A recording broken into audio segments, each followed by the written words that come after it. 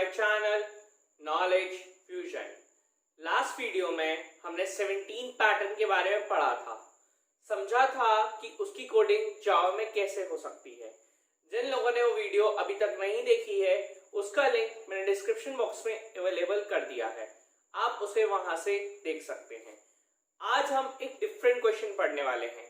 आज हम 18 pattern solve करने वाले हैं, समझने वाले हैं कि 18 पैटर्न की कोडिंग जावा में कैसे होगी, क्या उसका ड्राई रन होगा और कैसे इसका आउटपुट आएगा। तो आइए इसे देखते हैं और समझते हैं। जावा की स्टार्टिंग हमेशा क्लास से की जाती है। क्लास को एक पर्टिकुलर नाम दिया जाता है जो आपके प्रोग्राम को डिफाइन करता है, आपके प्रोग्राम को एक्सप्लेन करता है। मैं पैटर्न का क्वेश्चन कर रहा हूं और मैं 18 क्वेश्चन कर रहा हूं, तो मैंने क्लास को नाम दिया है पैटर्न 18। उसके बाद मैंने लगा दिया कर्ली ब्रेस। कर्ली ब्रेस लगाने के बाद मैंने अपना मेन फंक्शन लिखा है। मेन फंक्शन क्या करता है, आपके पूरे प्रोग्राम की प्रोसेसिंग में आपकी हेल्प करता है। उसके बाद मैंने लगा दिया कर्ली ब्रेस। यहां तक हमारा step 1 that is the syntax part जो है वो कंप्लीट हो चुका है। अब बारी आती है स्टेप 2 की। स्टेप 2 में हमें क्या करना होता है, जो वेरिएबल्स हमें प्रोग्राम को सॉल्व करने में हेल्प करेंगे हमें वो वेरिएबल्स लेने होते हैं। तो यहाँ पे मैंने दो वेरिएबल्स लिए हैं आई और जे। कौन से डेटा टाइप के, इंट यानी इंटीजर डेटा टाइप के दो वेरिएबल्स। आई और जे दोनों ही क्या काम करते हैं, आई और जे दोनों ही लूप चलाने में हेल्प करते हैं। जो हमारी हॉरिजॉन्टल लाइंस होती हैं जिनको हम रोज बोलते हैं उनका लूप चलता है आई से, और जो हमारी वर्टिकल लाइंस होती हैं जिन्हें हम कॉलम्स बोलते हैं उनका लूप चलता है जे से। तो अब हमें क्या करना होता है, हमें पैटर्न को ऑब्जर्व करके ये चेक करना होता है कि आई का लूप कहां से कहां तक चलेगा, यानी कौन सी रो से कौन सी रो तक हमें प्रिंट करवाना है। और सेम हमें जे के लिए भी करना होता है। तो सबसे पहले हम रोज काउंट करते हैं, 1 2 3 4 5। टोटल हमें 5 रोज प्रिंट करवानी है। 5 रोज प्रिंट करवानी है।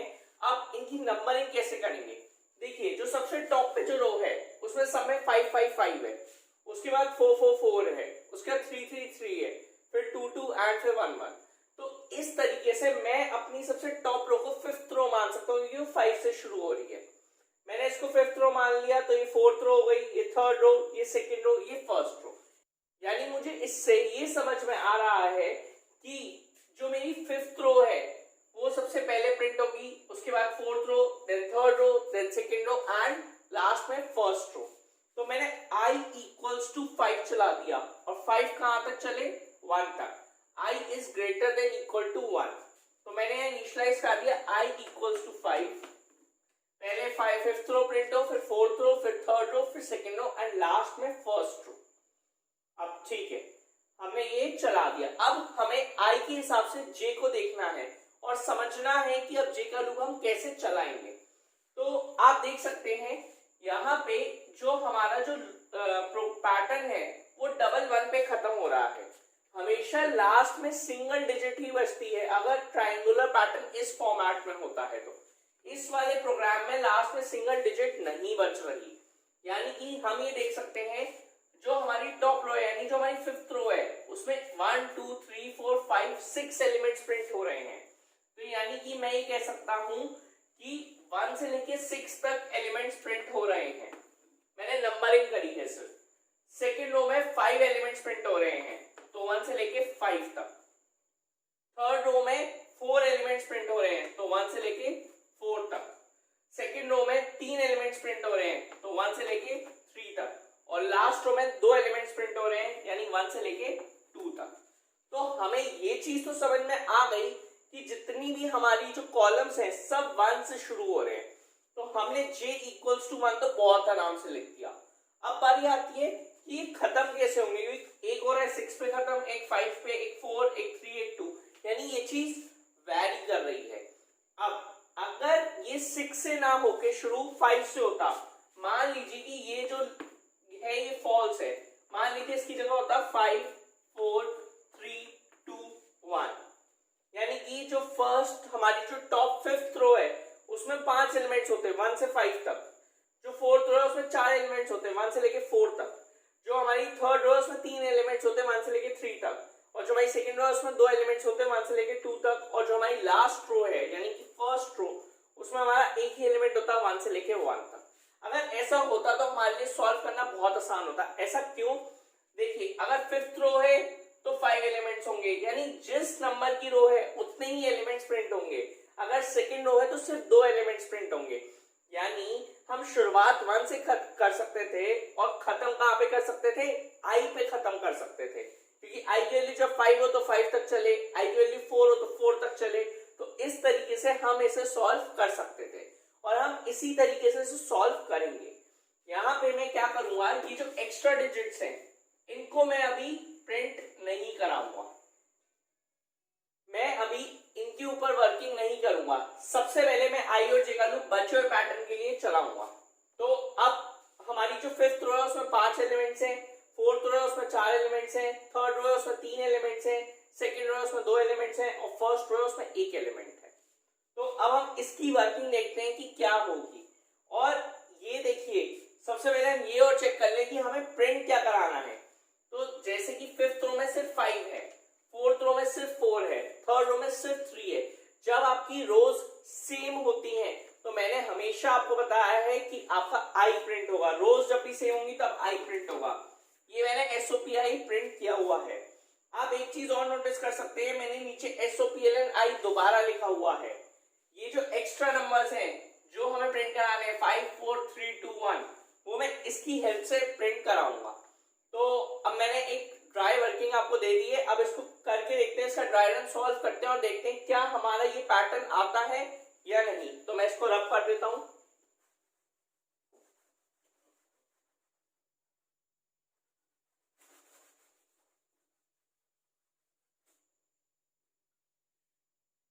i equals to 5। सबसे पहले फिफ्थ रो की बात हो रही है। 5 is greater than equal to 1, condition बिल्कुल ट्रू है। 5 1 से बड़ा है। हम लूप के अंदर आ जाएंगे। j equals to 1। अब क्या है, j को हमने इनिशियलाइज कराया 1 से। j equals to 1। क्या 1 is lesser than equals to i? i की वैल्यू क्या है 5। क्या 1 5 से छोटा है? कंडीशन ट्रू है। अब देखिए फिफ्थ रो थी तो आपका लूप 1 से 5 तक ही चलेगा ऑटोमेटिकली। हाँ, और हम यही चाह रहे थे। तो अब कंडीशन हमारी ट्रू है, हम अंदर आ जाएंगे। अंदर आते ही आपने देखा एसओपी। आप एसओपी यूज नहीं कर सकते, आपको system dot out dot print use करना है। System dot out dot print क्या करता है, इसके अंदर हम जो भी लिखते हैं वो एज इफ प्रिंट हो जाता है। तो इसके अंदर हमने क्या लिखा है, आई लिखा है। तो आई की वैल्यू हमारी क्या है 5 है, तो हमने ये 5 प्रिंट कर दिया। इसके बाद यहां से हम सीधा वापस लूप पे जाएंगे, लूप के अपडेशन पार्ट पे। अब लूप के अपडेशन पार्ट में हमें क्या मिला, j++। तो j++ क्या करेगा, आपकी वैल्यू को 1 से इंक्रीज कर देगा। तो आपकी j की वैल्यू क्या है 1 है, तो 1 से इंक्रीज होके क्या हो जाएगी, j की वैल्यू 2 हो जाएगी। अब जैसे ही 2 हुई हम वापस कंडीशन चेक करेंगे। कंडीशन चेक करेंगे क्या 2 is lesser than equals to 5। क्या 2 5 से छोटा है? कंडीशन बिल्कुल ट्रू है। वापस अंदर आ गए एसओपीआई।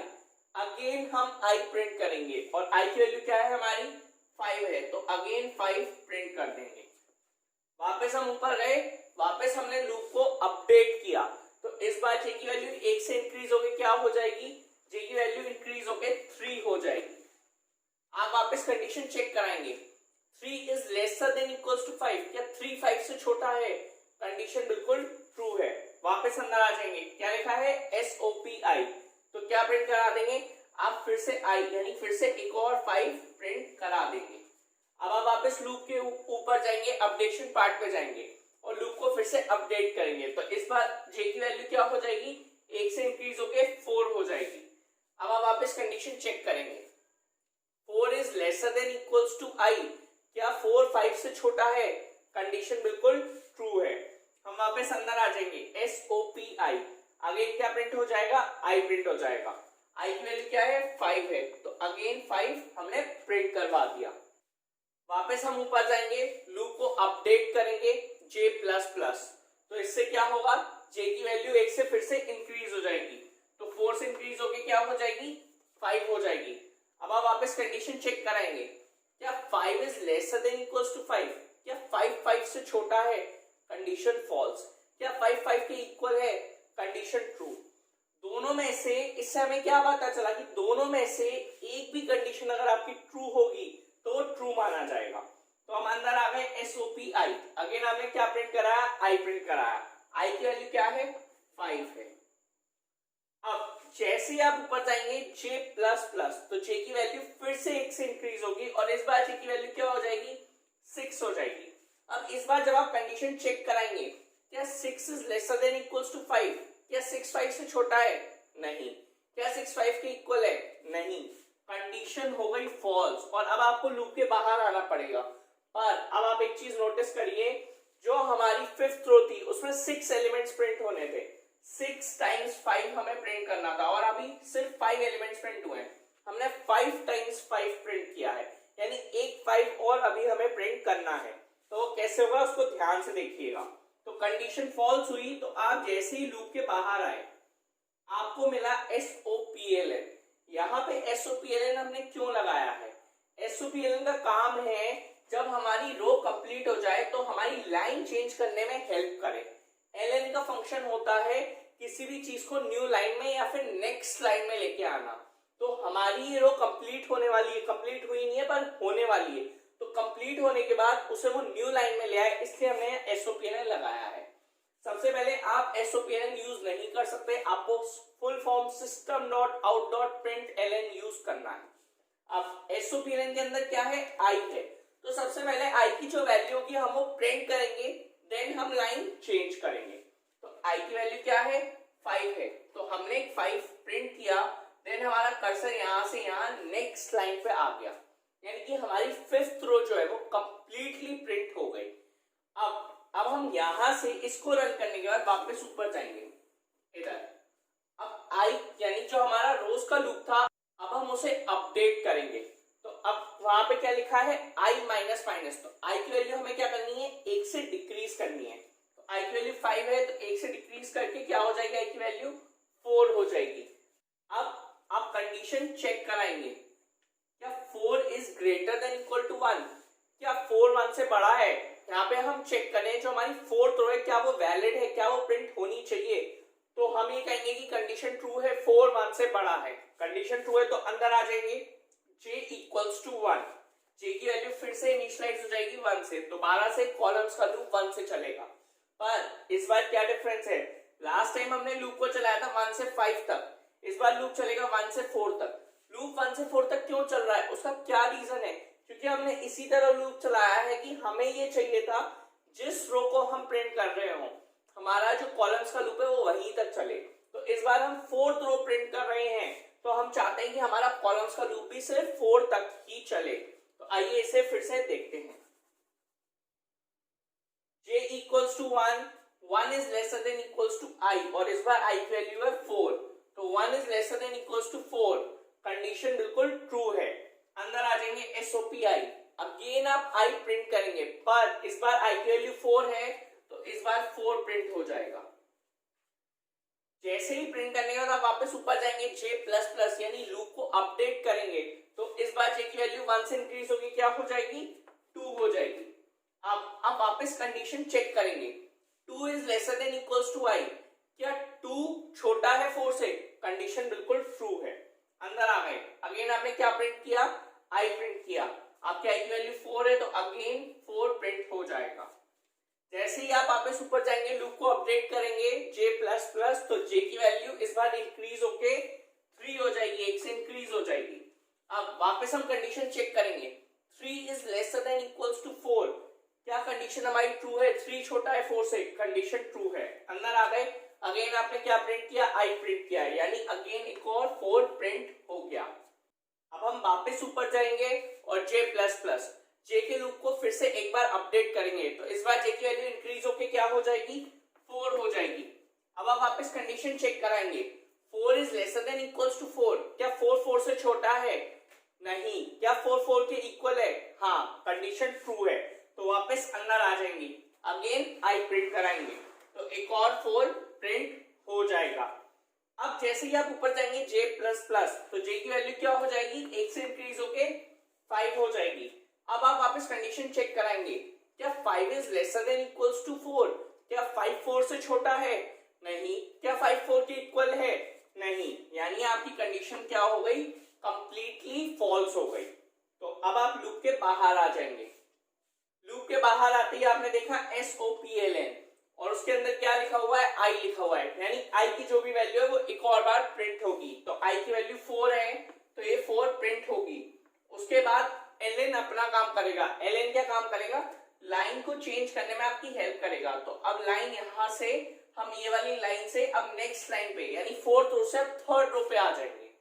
यहां से जब हम डायरेक्ट ऊपर जाएंगे I माइनस माइनस यानी कि लूप को I के लूप को यानी रोज के लूप को अपडेट करेंगे तो I की वैल्यू इस बार क्या हो जाएगी? 3 हो जाएगी और हमारा कर्सर इस बार थर्ड रो पे है क्योंकि हमने अभी अभी लाइन चेंज करी है। अब वापस कंडीशन चेक करेंगे। 3 is greater than equal to 1। क्या कंडीशन ट्रू है? क्या थर्ड रो वैलिड है? क्या थर्ड रो प्रिंट होनी चाहिए? कंडीशन बिल्कुल ट्रू है। अंदर आ जाएंगे। j equals to 1। j की वैल्यू क्या हो गई? फिर से 1 से इनिशियलाइज हो गई यानी फिर से अब j की वैल्यू 1 से चलेगी। पर इस बार हम थर्ड रो पे है तो j की वैल्यू कहां से कहां तक चलेगी? 1 से 3 तक चलेगी। तो एक लास्ट टाइम और इसे देखते हैं। 1 is lesser than equals to 3। क्या 1 3 से छोटा है? कंडीशन ट्रू है। अंदर आ जाएंगे। SOPI क्या प्रिंट हो जाएगा? I प्रिंट हो जाएगा। पर इस बार I की वैल्यू क्या है? 3 है तो 3 प्रिंट हो गया। उसके बाद हम वापस ऊपर जाएंगे। J के लूप को हम अपडेट करेंगे तो इस बार J की वैल्यू 1 से इंक्रीज होके क्या हो जाएगी? 2 हो जाएगी। अब हम वापस कंडीशन चेक कराएंगे। 2 is lesser than equals to I। क्या 2 3 से छोटा है? कंडीशन बिल्कुल ट्रू है। अंदर आ जाएंगे। क्या प्रिंट कर देंगे? I प्रिंट कर देंगे। I की वैल्यू 3 है 3 प्रिंट हो जाएगा। वापस हम ऊपर जाएंगे। J के लूप को फिर से अपडेट करेंगे तो J की वैल्यू इस बार 2 से इंक्रीज होके क्या हो जाएगी? 3 हो जाएगी। वापस हम कंडीशन चेक कराएंगे। 3 is lesser than equals to 3। क्या 3 3 से छोटा है? Condition false. क्या 3 3 के इक्वल है? कंडीशन बिल्कुल ट्रू है। तो अंदर आ जाएंगे। अगेन हम 3 प्रिंट करा देंगे। अगेन I प्रिंट हुआ तो I की वैल्यू 3 थी तो 3 प्रिंट हो गया। वापस ऊपर जाएंगे। J++ तो J की वैल्यू 1 से इंक्रीज होके 4 हो जाएगी। वापस हम कंडीशन चेक करेंगे। 4 is lesser than equals to I। क्या 4 3 से छोटा है? नहीं। क्या 4 3 के इक्वल है? नहीं। कंडीशन हो गई फॉल्स और आप आ गए लूप के बाहर। लूप के बाहर आपको क्या मिला? SOPLN I। सबसे पहले I प्रिंट होगा। I की वैल्यू क्या है? 3 है तो 3 प्रिंट हो गया। उसके बाद ln अपना काम करेगा लाइन को चेंज करने में। नेक्स्ट लाइन में आपका कर्सर आ जाएगा।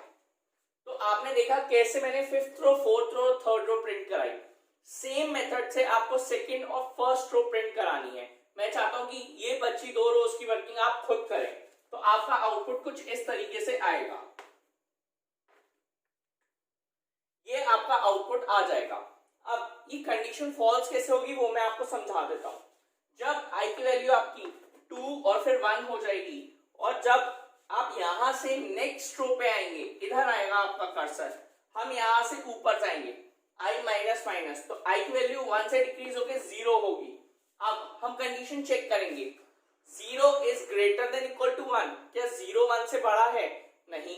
क्या 0 1 के इक्वल है? नहीं। कंडीशन हो गई फॉल्स और आप आ गए लूप के बाहर। लूप के बाहर आते ही आपने देखा आपका क्वेश्चन हो गया कंप्लीट और आप नोटिस कर सकते हैं आपको जैसा आउटपुट चाहिए था, जो आउटपुट हमने एक्सपेक्ट किया था, हमें वही आउटपुट मिल गया है। तो यहाँ पे 3 चीजें नोटिस करने वाली थी कि हमें I का लूप कहां से कहां तक चलाना था, J का लूप कहां से कहां तक चलाना था और लास्ट में SOPLN में इस बार हमें I प्रिंट करना था क्योंकि हर लाइन में एक एलिमेंट ज्यादा था। तो आई होप कि आपको एक क्वेश्चन क्लियर हुआ होगा। अगर ये वीडियो पसंद आई हो तो इसको लाइक करें, शेयर करें और चैनल को सब्सक्राइब करना ना भूलें। और एक इंपॉर्टेंट बात, अगर आपको कोई भी कैसा भी डाउट है या कोई भी क्वेरी है तो आप मुझे कांटेक्ट कर सकते हैं। मेरी मेल आईडी, मेरा कांटेक्ट नंबर और मेरी इंस्टाग्राम आईडी डिस्क्रिप्शन बॉक्स में अवेलेबल है। Have a good day.